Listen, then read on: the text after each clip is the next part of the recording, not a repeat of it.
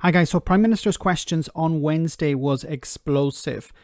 Boris Johnson lost his mind. He exploded and it was beautiful to see. He was clearly rattled and he lost his rag. Now, Keir Starmer asked at the beginning of the exchange questions about the comments that Boris Johnson allegedly made about bodies piling up in the streets.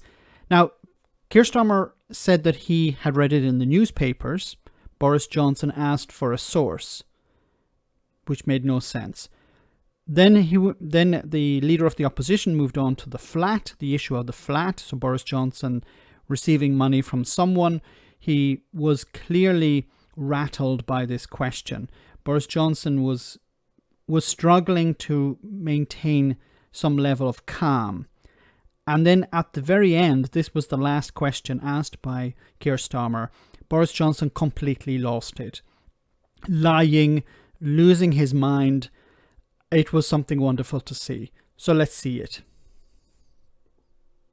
Mr. Speaker, can I remind the Prime Minister of the Nolan Principles, which are meant to govern the behaviour of those in public office? They're these: selflessness, integrity, objectivity, accountability, openness, honesty, and leadership. Instead, what do we get from this Prime Minister and this Conservative government?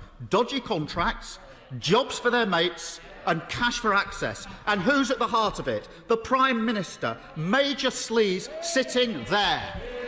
Mr. Speaker, meanwhile, he talks about priorities. Crime is going up. NHS waiting lists are at record levels, and millions of people are worried about their jobs, including Liberty Steel. Mr. Speaker, don't the British people deserve a Prime Minister they can trust and a government that isn't mired in sleaze, cronyism and scandal? Mr. Speaker, last week he came to this chamber and he attacked me for talking to James Dyson about ventilators. He didn't attack you for talking about ventilators. He attacked you for having given your number to James Dyson. Why did James Dyson have direct access to the Prime Minister? He attacked the idea that a businessman, a billionaire businessman, had direct contact with the Prime Minister, and members of the NHS who would be asking for a pay rise did not. Where we're now sending ventilators to help the people of India. And how many ventilators did James Dyson produce after the exchange he had with you, after you sorted out his tax issues? Well, actually, he produced 0. So I don't know why you're talking about how, yes, we created all these ventilators and now we're sending them to India. But James Dyson didn't actually produce any ventilators. The following day, Mr. Speaker, the Labour front bench said that any Prime Minister in my position would have done exactly the same thing. It wasn't only a few months ago that they were actually attacking Kate Bingham, saying she was a crony. But she is a crony. Boris is losing it. When she helped to set up the vaccine task force that delivered millions of vaccines for the people of this country, Mr. Speaker, and helping us to get out of the pandemic. This is a government that is getting on with delivering on the people's priorities. We're rolling out many more nurses, 10,000 more nurses in the NHS. With the end of freedom of movement, it's becoming more difficult to actually hire nurses, to bring them in from abroad. Now than there were this time last year, 8,771 more police officers on our streets now than there were when I was elected, including tougher sentences, Mr. Speaker, for serious sexual and violent criminals, which he opposed.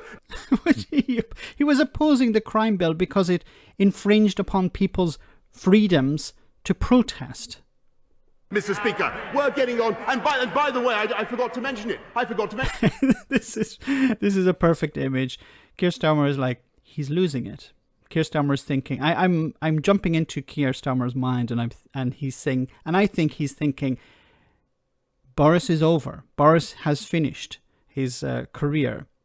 This is the end. This is Nero fiddling.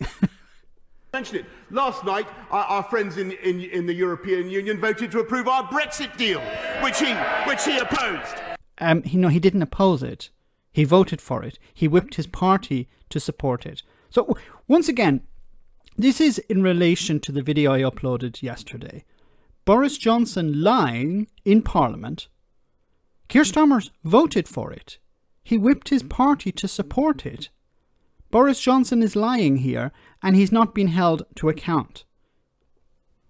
Which enables us not just to take back control of our borders, Mr. Speaker, but to deliver Which borders? The one in the Irish Sea?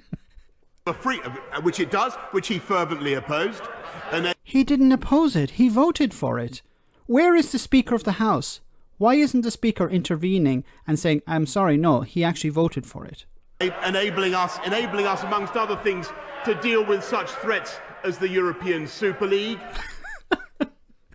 This is it. Boris Johnson has completely lost his mind. Brexit, European Super League.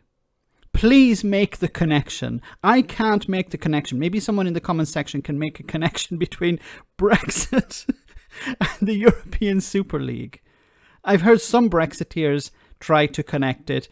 They've failed. I never thought I'd actually see Boris Johnson trying to connect Brexit to the European Super League. Is it because it contains the word European? Mr. Speaker, but it enables us to deliver free ports in Which is a lie, because free ports existed before Brexit, and the free ports exist within the European Union at the moment. places like Teesside, and above all, taking back control of our country has allowed us to deliver the fastest vaccine rollout in Europe, as he well knows, Mr. Speaker, which was not a requirement of Brexit. Have been possible, which would not have been possible if we'd stayed in the European Medicines Agency, Which is a lie. which he voted for. Mr. Speaker, week after week... What do you mean he voted for? He voted for your deal. There wasn't a vote on whether to stay within the European Medicines Agency. Is Boris Johnson talking about Brexit? What the hell is he talking about? Anyway, it was never a requirement of Brexit to roll out the vaccines. The people of this country can see the difference between a Labour Party that twists and turns with the wind, that thinks of nothing except playing political games, whereas this party gets on with delivering on the people's priorities, and I hope that people will vote Conservative on May the 6th. So the people's priorities are